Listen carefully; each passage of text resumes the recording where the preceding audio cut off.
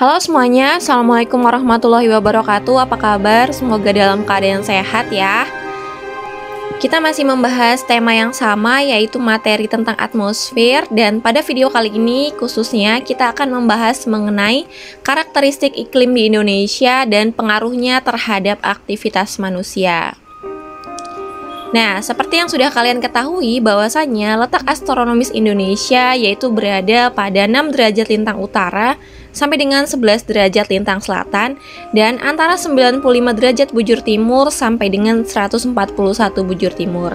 Nah, berdasarkan dengan letak astronomis tersebut, maka Indonesia berada di wilayah yang beriklim tropis. Nah, hal ini mengakibatkan Indonesia mengalami siang hari selama 12 jam dan malam hari selama 12 jam. Nah, selain itu, letak astronomis tersebut membuat iklim di wilayah Indonesia dipengaruhi oleh 3 iklim. Nah, iklim yang pertama adalah iklim musim. Nah, iklim musim ini dipengaruhi oleh angin musim yang berubah-ubah setiap 6 bulan sekali. Kemudian yang kedua adalah iklim laut. Nah, iklim laut ini dipengaruhi oleh wilayah laut Indonesia yang luas sehingga terjadi banyak penguapan yang mengakibatkan terjadinya hujan. Dan yang ketiga adalah iklim panas. Nah, untuk iklim panas sendiri dipengaruhi oleh Indonesia yang berada di daerah tropis. Suhu yang tinggi mengakibatkan penguapan yang tinggi dan berpotensi untuk terjadinya hujan. Nah, dari ketiga jenis iklim tersebut berdampak pada tingginya curah hujan di Indonesia dengan rata-rata curah hujan lebih dari 2000 mm per tahun. Nah, karena kondisi curah hujan yang besar ini ditunjang oleh penyinaran matahari yang cukup, wilayah Indonesia memiliki kondisi tanah yang tidak pernah kekurangan air, sehingga sangat cocok nih untuk kegiatan pertanian. Wilayah Indonesia diapit oleh 2 benua, yaitu benua Asia dan benua Australia, serta 2 samudra, yaitu Samudra Hindia dan Samudra Pasifik. Nah, dari letak geografis tersebut mengakibatkan Indonesia terpengaruh oleh sirkulasi monsun. Nah, angin monsun yang bergerak melalui Indonesia mengakibatkan Indonesia memiliki 2 musim, ya, musim hujan dan musim kemarau. Yang pertama, kita akan membahas mengenai musim hujan di Indonesia yang terjadi antara di bulan Oktober sampai di bulan April. Nah, angin monsun bergerak dari benua Asia yang mengalami musim dingin ke arah benua Australia yang mengalami musim panas. Melalui Samudra Hindia dan sebagian besar wilayah Indonesia disebut dengan monsun barat. Nah, kadar uap air yang dibawa oleh angin ini sangat tinggi karena melewati samudra yang luas dan dijatuhkan sebagai hujan dengan intensitas yang tinggi. Kemudian kita akan membahas musim kemarau di Indonesia yang terjadi di bulan April sampai dengan bulan Oktober. Nah, angin monsun bergerak dari benua Australia yang mengalami musim dingin ke benua Asia yang mengalami musim panas. Melalui laut-laut sempit di sekitaran kepulauan Indonesia di sebelah selatan Khatulistiwa disebut dengan monsun timur. Nah, kadar uap air yang dibawa oleh angin monsun timur ini rendah karena melalui laut-laut yang sempit sehingga intensitas hujan yang terjadi juga rendah.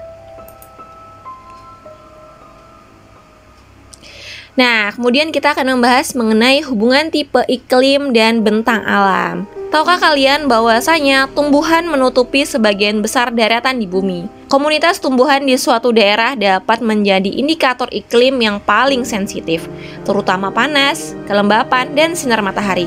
Artinya, komunitas tumbuhan yang berbeda menunjukkan iklim yang berbeda. Nah, komunitas yang berbeda-beda ini antara lain adalah hutan hujan tropis. Hutan hujan tropis terdiri dari tumbuhan pepohonan yang besar dan tinggi. Hutan ini berada di daerah yang memiliki suhu dan curah hujan yang tinggi. Hutan ini sangat lebat, di mana sinar matahari tidak dapat menembusnya. Tumbuhan yang hidup antara lain seperti kamper, meranti, dan kruing. Nah, pada pohon-pohon besar ini terdapat tumbuhan epifit seperti anggrek dan rotan. Selain itu, ada juga nih yang tumbuhan kecil seperti paku-pakuan dan perdu. Sebaran hutan hujan tropis di Indonesia terdapat di Pulau Kalimantan, Sulawesi, Sumatera, dan Papua. Nah, kemudian hutan musim. Nah, keberadaan tanaman di hutan musim ini bergantung pada musim loh. Hutan ini terdapat di daerah beriklim sedang. Nah, hutan musim disebut juga dengan hutan meranggas. Artinya, hutan yang daun-daunnya meranggas di musim kemarau dan akan tumbuh lagi nih pada musim hujan. Nah, tanaman hutan musim antara lain seperti pohon jati. Yang sudah kalian ketahui bahwasanya pohon jati akan menggugurkan daun-daunnya pada musim kemarau dan akan lebat lagi daun-daunnya pada musim hujan. Selain pohon jati, ada juga pohon sengon dan akasia. Nah, sebaran hutan musim di Indonesia yaitu berada di Jawa dan di Sulawesi.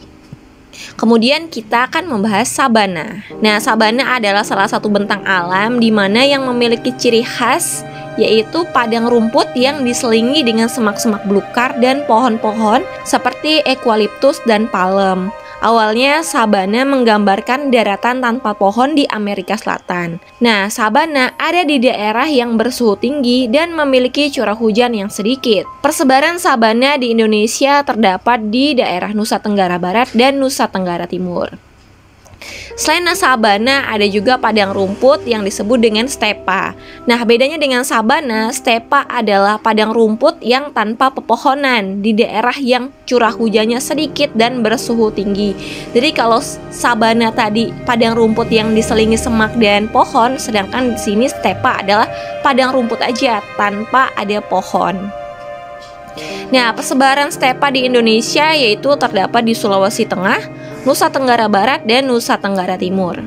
Nah, kemudian kita akan membahas mengenai pengaruh cuaca dan iklim bagi kehidupan. Tahukah kalian bahwasanya cuaca dan iklim adalah faktor yang sangat penting bagi kehidupan manusia karena peranannya yang sangat besar terhadap kehidupan. Seperti dalam bidang pertanian, perhubungan, telekomunikasi, pariwisata, industri, dan budaya. Nah, berikut kita akan membahas peranan iklim dan cuaca pada beberapa bidang yang sudah kita sebutkan tadi. Nah, yang pertama adalah peranan iklim dan cuaca di bidang pertanian. Nah, manfaat iklim di bidang pertanian diantaranya untuk menentukan waktu tanam nih, kapan waktunya tanam, dan jenis tanaman apa nih yang sesuai pada daerah tersebut.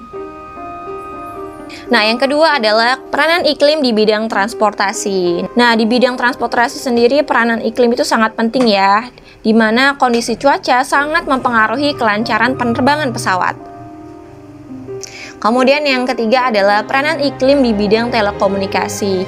Tahukah kalian bahwasanya kondisi cuaca yang kurang baik ini dapat mengganggu jaringan telekomunikasi. Misalnya nih, pada saat kondisi hujan, maka sinyal jaringan internet menjadi lemah. Kemudian yang keempat adalah peranan iklim di bidang pariwisata. Nah, faktor cuaca dan iklim ini sangat berpengaruh pula nih terhadap bidang pariwisata. Seperti cuaca cerah, banyak cahaya matahari, kecepatan angin, udara sejuk, kering, atau panas yang mempengaruhi pelaksanaan wisata, baik wisata darat maupun wisata laut. Nah, yang kelima adalah peranan iklim di bidang industri, di mana banyak nih industri tradisional yang masih bergantung pada kondisi cuaca, khususnya industri yang membutuhkan panas matahari, antara lain seperti industri genting, batu bara, dan kerupuk. Cuaca juga dapat mempengaruhi aktivitas penduduk sehari-hari. Nah, yang keenam adalah peranan iklim di bidang sosial dan budaya. Bagi petani, tidak ekonomisnya pertanian akan menyebabkan alih fungsi lahan dan pergantian corak produksi. Nah, namun bagi nelayan, tidak melaut berarti tidak makan, seiring dengan meningkatnya intensitas badai karena tidak bisa mencari nafkah. Budaya yang lahir akibat interaksi manusia dengan alam akan bergeser nih ke arah kebudayaan yang baru.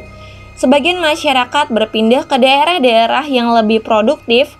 Nah, oleh karena itu daerah-daerah tersebut menjadi padat dan sesak karena terjadinya arus pengungsian. Nah, demikian tadi ulasan mengenai karakteristik iklim di Indonesia dan pengaruhnya terhadap aktivitas manusia. Semoga video ini bermanfaat dan sampai bertemu lagi pada video-video selanjutnya. Terima kasih. Wassalamualaikum warahmatullahi wabarakatuh.